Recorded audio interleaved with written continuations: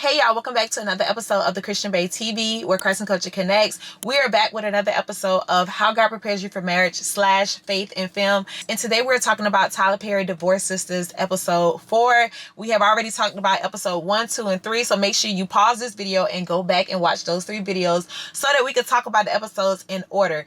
Today we're talking about what it is and what it isn't. And this is also a collab with How God Prepares You for Marriage. In this episode, there was a big situation that happened that I'm pretty sure you guys saw on TikTok, on Instagram, where LaToya Luckett sat in the car and her husband did not open the car door for her, and she sat out there all night long. Literally, there was a scene, y'all, where she's sitting in the car and the car light was on because he got out the car and closed the door. Car light was on and the car light went off. And when the car light went off, God gave me this revelation where God showed me that there are seasons where God will allow you to be in situations where you are experiencing less than you deserve because he's showing you what your standard is. Her sitting in that car and seeing her husband not only get out the car, close the door, and go in the house, but also take so long that the car light went off. That was a revelation. That was the moment. You ever had the light bulb moment where it's just like, oh, you really got me messed up? That was the light bulb moment where she was able to see, this man does not value me. This man does not respect me. And I love this revelation that God has given me, because a lot of times people ask, why does a good God allow good people to go through bad things? If God is so good, why does he allow us to go through bad things? And what God showed me is sometimes it takes going through bad things for you to realize it's bad, because especially when it comes to dating and relationship and marriage, we see a lot of times what we want to see. You see that he's fine. You see that he's rich. You see that he has a nice car. You see that he has a lot of money. So this is what you think you want. So God will give you what you want. The thing about God, and I say it over and over, y'all, God gives us free will. God is not going to force us to live according to the will or the standard that he has for us. So there will be a lot of seasons where the thing that you want, God will allow you to have it, because you're going to choose to have it anyways. I'm not going to force you not to, because when we make a decision, God wants it to be a decision of the heart, not a force, right? So when it comes to dating, when it comes to relationship, when it comes to marriage, God allows bad things to happen because I need you to see that you deserve better than this. I need you to see that the way that he talked to you is not how I talk to you. The way that he talked to you is not what my word says a man should talk to you. The way that he treats you does not align with my scripture. So I could give you the scripture, but if you never experience it on your own, you won't understand how bad things could get until you sitting in the car and that light go off. You're not going to understand how bad things can get until you crying and praying yourself to sleep because he's hurt you so bad, and now you realize how important it is to do it God's way. God has to allow us to go through bad seasons because we as humans, we begin to lean on our own understanding. And God, I know you said it's best to wait till marriage, but my flesh wants it now. So God, allow you to do what your flesh want to do, and then when he leaves you, or then when he blocks you and not return your car, or then when he gets you pregnant and is an absent dad, then you have to sit with the consequences of your decisions.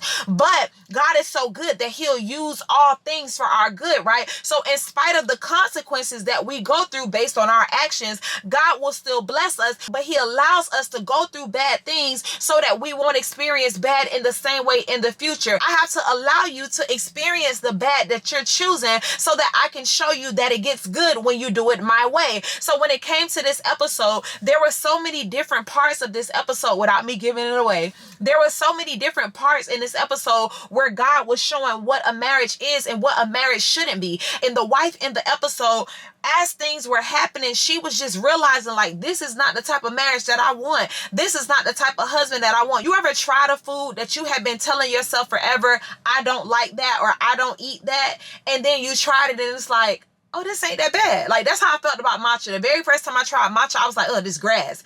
But then when I learned how to order it, I'm like, oh no, this is actually pretty good. Like, I actually do like this. That was the same thing that was happening in this episode, where it's like she knows what she's experiencing, but she's realizing, okay, this is not my perspective on this. You know, I'm not okay with this, and I'm not okay with the direction that this that's similar to what was happening in this episode, where the marriage that she signed up for, that she thought she wanted, was showing her fruit of things that she didn't want. And that night in the car was the final straw to where she had to sit there and realize the red flags that I have been overlooking are slapping me in my face right now, and I don't like it. And it's the perfect episode for how God prepares you for marriage, because this shows the difference between words and actions.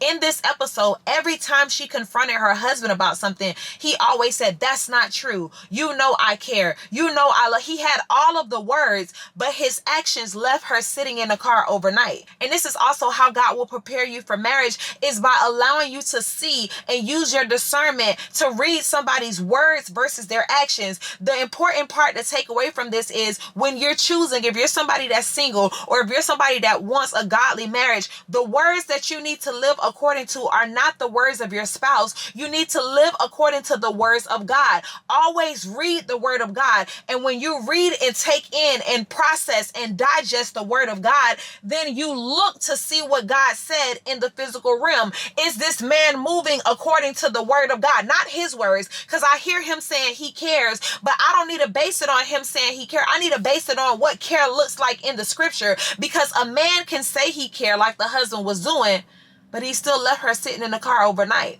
So how much do you care if you didn't even care enough to make sure that she got in the house safely? How do you care if you went to sleep while she was sitting outside in the dark? How do you care if you woke up the next day and say you thought she was in the guest room, but you never went in the guest room to check? Because if you would have went in the guest room, you would have saw that she wasn't in there. But your words say that you care, but your actions say otherwise. So when it comes to God preparing you for marriage, whenever we get a word from God, right, that word plants a seed.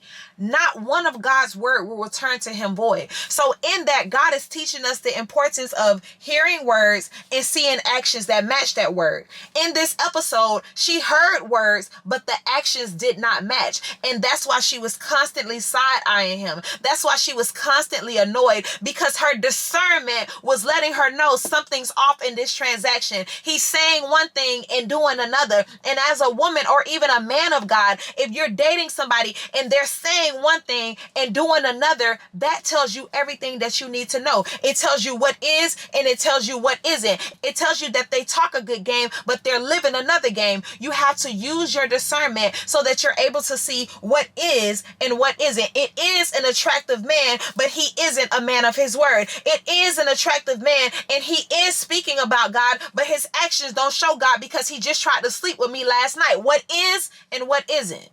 The last thing that God showed me in this episode is that God will always allow a lights off moment. In that episode, there was so many different things that stood out to her that had her side-eyeing or talking to her friends like, yeah, something's not right in our marriage and something is off. Her discernment, the Holy Spirit kept nudging her and letting her know that something was off, but she still kept going through the motion of it, right? God will always allow a lights off moment. When we dismiss our discernment, God will always allow a lights off moment. There's going to be something that happens that puts the cherry on top to let you know exactly what you've been feeling is what it was all along. God will always allow a lights off moment. And when that lights off moment comes, now you have to sit in the darkness of what was already revealed to you through the light. What is and what isn't. And the light will always confirm it for you. And that's today's seed. I'm living according to the light. God, I'm living according to the light so that I can see beyond what somebody is saying to me and see straight into the spiritual realm, to see intentions, to see motives, to see if they're really sent by you or if they're sent by Satan. God, I'm living according to the light because I want to be able to see, not based on my own clarity, not based on my own understanding, not even based on what they say or how they dress it up to make it sound good. Lord, I want to live and love based on the light so that I can see if they're sent by you or sent by the enemy. I'm living according to the light. And the information to sow that seed will be in the description. I'm living according to the light. Disclaimer that I always give, Divorce Sisters is not a Christian show, but there are a lot of revelations that God has given me through this show, especially for the How God Prepares You for Marriage series and our Faith and Film series that we're doing. We're watching different shows about relationship, marriage, and love, and I'm sharing with you guys the revelation that God has given me. I'm loving this series. I pray that you guys are also loving this series, and most importantly, I pray that you guys are living according to the light. Let's pray. Father God, first and foremost, thank you for waking us up and blessing us with another day, Lord. Thank you for this fresh revelation that you have used me to deliver, Father God. I pray that this word gives somebody confirmation for the things that they've been wondering about, second guessing about, praying about, asking for a sign, Father God. I pray that this video is the sign that they've been seeking for, that they need to see according to the spiritual realm, not according to what a person is saying, not according to what it looks like in the flesh, Father God, but according to your Holy Spirit. Beam your light on every part of our lives, Father God, so that we can see clearly and make decisions that are based on Christ, not our feelings or not what's comfortable for us, Father God, but only what you have called us to, Lord. Continue to show us what is and what isn't. Continue to show us the importance in actions following words, Father God. Continue to show us the importance in not leaning on our own understanding and basing our decisions on what we feel or what we think is best, Father God, but only according to your word and what you have revealed to us through your light, Father God. We love you and we thank you for this revelation, and we'll forever praise your name. In Jesus' name we pray. Amen.